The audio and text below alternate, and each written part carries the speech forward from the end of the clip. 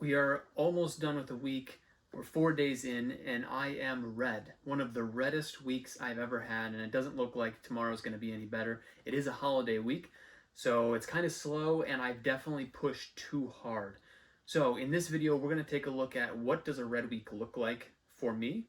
We're also going to take a look at some of the trades that I took, and finally, we'll end with some lessons learned. So quickly, I want to go over the trader view. This is my results by week. You can see this week is pretty close to my largest week, my largest red week, which is minus 254. Now, the good thing is these red weeks are relatively small compared to my green weeks, but still they don't feel good. If I look at just my scalping strategy that I mainly show on this YouTube channel, the results are a little bit tamer. We're only down 143 compared to my largest week, which was minus 277. But regardless, never want to finish the year on a red week. Doesn't feel good. Let's take a look at the details really quick. Just for this week, look at the details. This is what the statistics look like for a red week. Still, winning trade is larger than a losing trade. I like to see that. But the problem is we're just not getting those winners. We only have 36 winners compared to 57 losers, 37% win rate, and we're just taking a lot of paper cuts. So let's get into the clips and hopefully learn some lessons. All right, this trade on EFOI. I was looking for a breakout of the high a day. I saw it tap against 582. Then I was looking for continuation. Now I was looking for continuation through the high a day. Now my number one rule, you can see I was in there, and then it didn't go immediately, so I had to get out. I took a 4-cent loss. My number one rule, no averaging down. My number two rule, don't buy the high a day when we pop right up to the high a day. We needed to pull back a little bit, at least spend a minute or two consolidating, and then I could have played the high a day break. All right, next one. We had pulled off of the high a day after we broke the high a day, and now we're coming right back up to that level. So I'm looking for around 584. Again, this is the first test. There's a big order at 585. I didn't wait to see any green over here to watch that break. So that was a mistake. I bought into the first test, and there we go. I missed the first test, or the second test, and then the bid just completely fell out there. So I ended up taking almost, I think it was an 8-cent loss. You can see there I'm down 83 on the day, and this is where I pretty much just called it quits. I mean, the bid just completely fell out for me, and at this point I'm taking 8 cents of risk on the bid, which means I need to be looking for at least 8 cents of upside momentum in order to continue scalping this and have good risk to reward. All right, so we got a whole series of trades that I'm about to show on MBOT, and this is right after the open. I think this is like the 3rd minute after the open, so this is a really volatile stock. But let's just play it, see what we're thinking. You know, it's holding mostly this 890 pivot, these couple wick lows here. So I'm looking for it to turn around at some point and move back up to the highs. Looking to capture on any momentum when it does, if it does. So let's play the clip. Over 930, this might go over 930. So I don't know if you heard that, but the volume on the video, you know, I'm calling out on stream right now. Watch over 930. This might go over 930. Now, on the first test up to 930, I think you're going to see that I take a trade right here. Watch 930.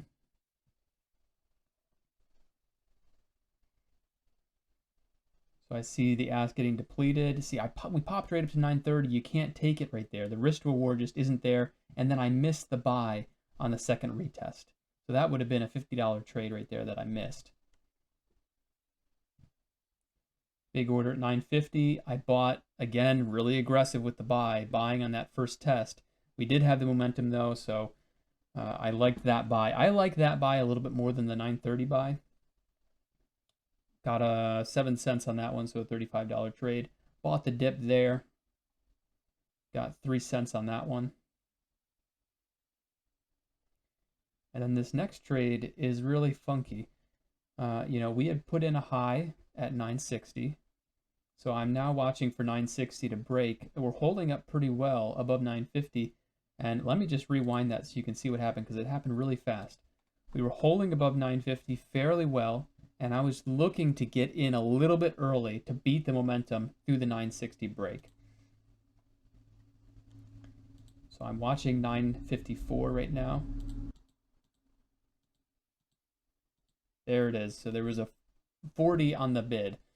And the bid building gave me just the confidence for whatever reason to buy into 954. I thought, if it's going to go, this is the time that it goes. And you can see what happens immediately. There must have been a seller just waiting for a big buyer to step up on the bid and give them an opportune price to sell, because you can see that basically immediately the bid just completely dropped out. There must have been a big seller that came in over here I didn't actually see, but the bid is now sitting at 945. I bought in on the ask at 955, and then as soon as I saw it drop out, I have to get out. You have to get out immediately. So I get out at 945. I took a 10-cent loss on that. That's a $50 L. And I just want to continue playing the video. Watch what happens. You know, I got out at 945, but had I not immediately clicked the sell button, look at that. You know, I would have been down. What was that? That was another 30-cent drop. So that's $150 that I would have been down. And now we're all the way down at $9. So you really have to be quick, non-emotional about it. You can't bag hold these stocks. Remember, they're just so whippy, these low float stocks. They can move around so quickly. So you got to be very decisive. In and out, in and out. As soon as you're wrong, you have to get out. Another one on MBOT. Looking for that high day break. We're starting to get some momentum. Heading up towards the high day. I'm seeing lots of green. I'm waiting for a pullback. Big order on the bid gets broken. And right about now is when we need to go. We don't. It just, I mean, the spread is just all over the place. These are sketchy stocks to trade. So I just want to warn you guys, you know, if you haven't traded these types of stocks already, you got to be really careful. You got to size down, because you're taking so much more risk on the spread. As you can see, the spread can just completely fall out and you're down 6 cents, 7 cents, whatever it is, just like that. And here's probably one of my worst trades or series of trades in a long time. I mean, I was getting poisoned from the well, and I just kept going back over and over and over again, trying to get a drink. So let me play this clip and show you what I'm talking about. I don't know what happened to, there we go. Okay. So first thing I want you to pay attention to is the fact that we're looking pretty strong. We sold off on the open. This is the second bar of the open now. And we've made a nice strong move up to 320. We're pulling back, so I'm looking for continued strength. I see an order come in at 310 there. Looking for a 310 break at this point. So as soon as it looks like it's going to break, I'm going to buy into 310. Boom. I think it was just the price was holding at 310 for a little bit too long there. So I'm like, okay, I think we're going to go. Again, didn't go immediately. My platform started lagging. I didn't get out till 306 on that one. So I lost 2 cents on the prior, then 4 cents on that one. And right back to 310 we go. Again, I buy in, and now I'm hoping. I'm holding and hoping that we're going to go, and we didn't. So I took another 3-cent loss. And right back up to 310 we go. What do? I'm waiting, going, surely we're going to break this time. Surely we have to break. We've touched it 5 times. Okay, boom. Green, right? Nope. And I'm holding, I'm hoping, I'm praying. Didn't get out till 306, another 4-cent loss.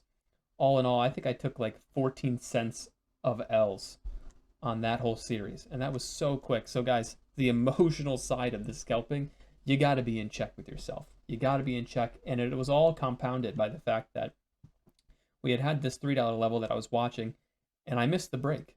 I missed the break of $3, and that break popped right up to 310, 315. So that was a 50 or no, I was taking 1,000 share size. So that was about $100, $150 trade that I missed out on. And on a slow week like this, I needed that trade. And so now I'm bummed that I missed out the trade. I don't want to miss out on the next pop. So that's why I just kept going in and out at 310 and just getting chopped up like crazy. So I hope you guys found this video educational. Like I say, the losers, you always learn more from the losers than you do the winners. So hopefully this is educational for you folks. You figure out what not to do. Hopefully next week's better. Enjoy your holidays, and I'll see you in the next video.